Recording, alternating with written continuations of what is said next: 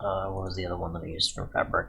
I think Resource Tools did the same thing, where it had its own hammer. You put the ore or something else in here, you get into dust, and then you smelt the dust in the furnace. It's just basically like it's basically ore doubling, but with items. And obviously, if you have access to these, then yeah, but there's no durability. There's no other aspects to it. It's just simply put this in here, break it down, make it into glue, or smelt it. So yeah, or I guess in the case of coal dust, you can also use it to burn items still, just like regular coal. Okay, surprised that's not changed to something else, like say half of it was like 4, or some other type of thing.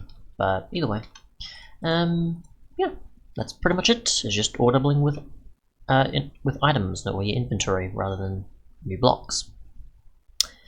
Thanks so much for watching, and goodbye.